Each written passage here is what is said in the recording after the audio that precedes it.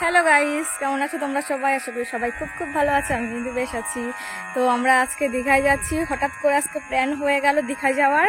তো আমি যাচ্ছি, আমার হাজব্যান্ড যাচ্ছে, আমার শাশুড়ি শ্বশুর আর আমার দুই ভাই। তো চলো দীঘায় যেতে যেতে আবার কথা হবে।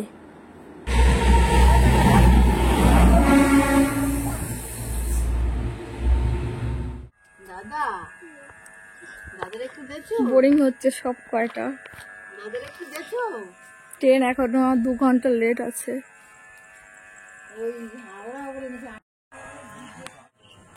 দেখো এখানে তোমাদের দাদাভাই টিকিট কাউন্টারে এসছে টিকিট কাটতে।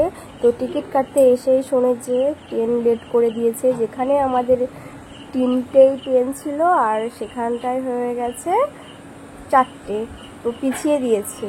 ওইখানে বসে থাকতে থাকতে এত বোরিং লাগছিল, বোঝোই তো। চিনিমাকে নিয়ে গেছি, কেমন বাচ্চা নিয়ে গেলে কেমন বিরক্ত হয় এক জায়গায় গেলে, আর সেই মুহূর্তে যদি ট্রেন লেট থাকে। অবশেষে আমরা ট্রেনে উঠে গেছি। দেখো সবাই ঘুমাচ্ছে, আমার শ্বশুর শাশুড়ি, এই যে সূর্য ভাই, এটা হচ্ছে আমার কাকার ছেলে। দেখো তোমাদের দাদা ভাই ঘুমাচ্ছে, শুধু আমি আমার ভাই জেগে রয়েছি। এদিক দিয়ে চিনিমাও ঘুমাচ্ছে। এখন বাজে হচ্ছে 4:58।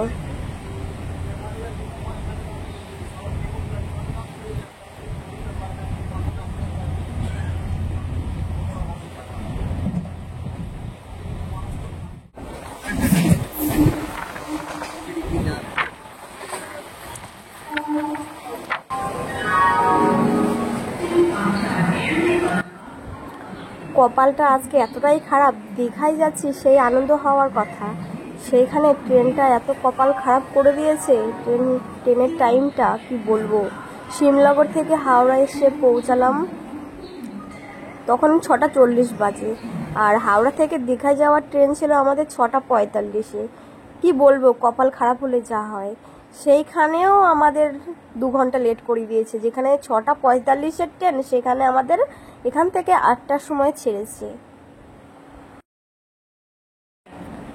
এই 8টায় আমাদের ট্রেন ঢুকে গেছে আর এখনই আমরা ট্রেনে চাপবো। তো চলো যেতে যেতে আবার তোমাদের সাথে কথা হবে। তো দেখো ফাইনালি আমরা দীঘাতে চলেই আসলাম।